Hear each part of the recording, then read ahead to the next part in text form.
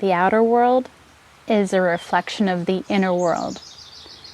Other people's perception of you is a reflection of them. Your response to them is your awareness. Hi, welcome back.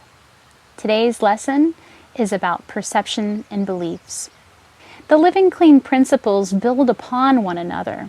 So your level of awareness dictates your ability to perceive reality and your beliefs about that reality. Someone consumed by thoughts and feelings that life circumstances are happening to them might find it difficult to believe that life circumstances are happening for them.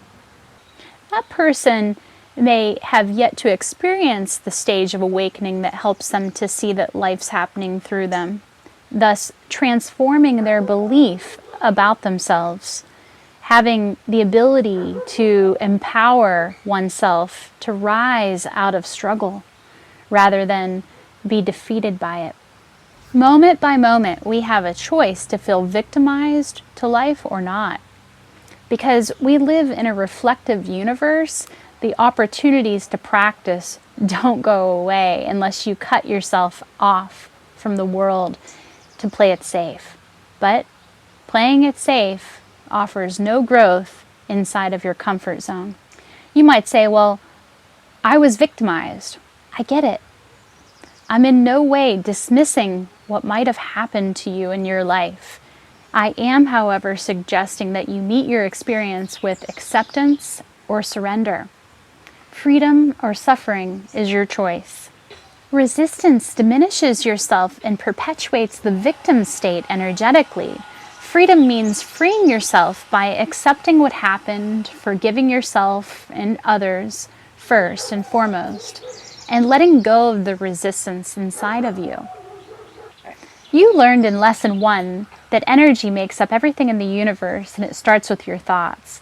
So if you rehash old stories, imprisoned by your old principles, and hold on to bad experiences in your mind, you might start to see similar scenarios continue to play out in your life due to energy duplicating in kind. In essence, you're bringing it on yourself. You are the answer to what it is that you've been seeking outside of yourself up until now. To save yourself, you must be the hero of your own life. And sometimes that means being the bigger person, releasing the resistance someone else put on you. It is not what happens to you, but it is definitely about how you respond to it that determines outcomes. So if you desire long-term personal growth, you must change your internal patterns before you see the outer world change around you. And that means responding differently to how you perceive yourself. How you perceive yourself is grounded by core beliefs that come from your early developmental years. If you were taught to keep your mouth shut and you lived in fear that you'd be harmed or punished in some way if you expressed your opinion, you might have issues later in life when it comes to speaking up or communicating your feelings, or even feeling your feelings. So in this way, you perpetuate the pattern of victim. In essence, you create more suffering for yourself because it's familiar. The Latin word meaning belonging to a family, familiarity and family. This is where your core beliefs about yourself originate from, and how you see the world and your view of the world itself. Your family might not be the collection of humans that you would have chosen if given the choice, but you certainly have a choice now about how you respond to your family of origin and how you allow your roots to affect your fruits.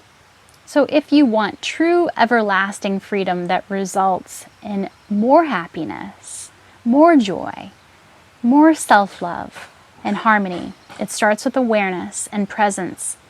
And from that presence, you feel your feelings, you honor them, you ask for what you need, and you take what you need out of integrity instead of scavenging for crumbs and wondering why everyone else has their needs met but you don't.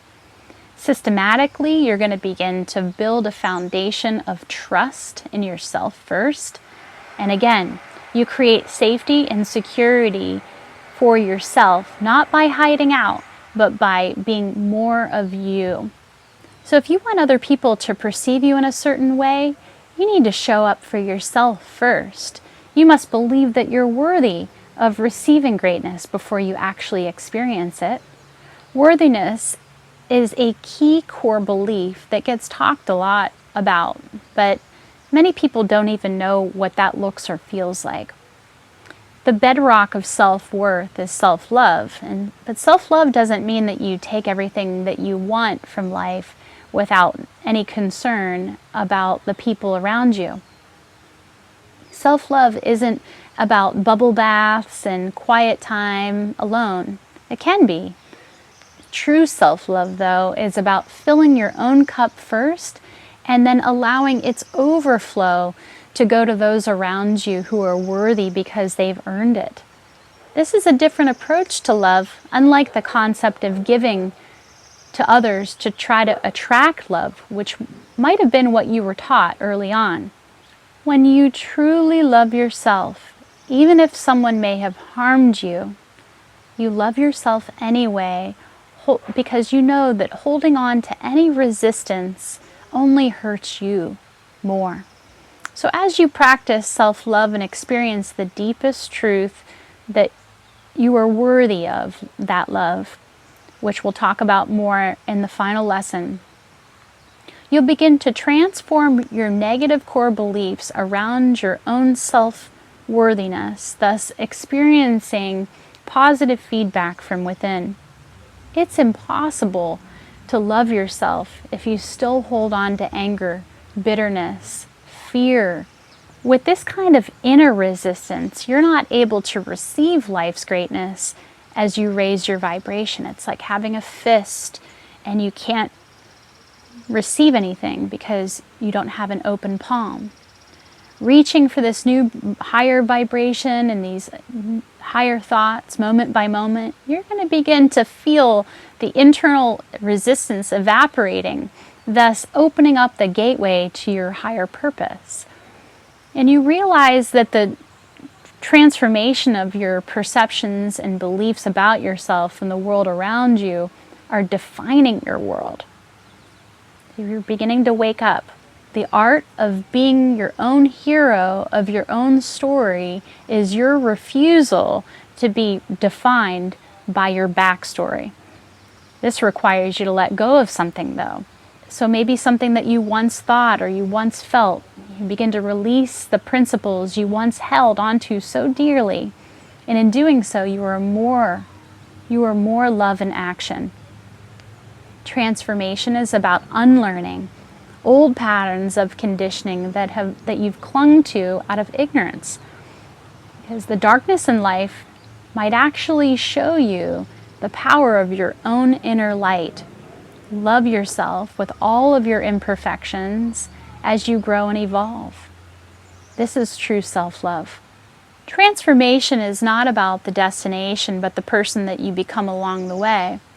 So don't allow yourself to go back asleep with doubt, insecurity, and fear. They will arise, but you can ignore them by choosing your inner light source. It's up to you to transform your thoughts, perceptions, and beliefs, and it is your responsibility to be the person that attracts the life that you love living. And join me over in practice now on SoundCloud so we can dive in. Transformation is 90% practice and 10% theory. So I'll see you over there.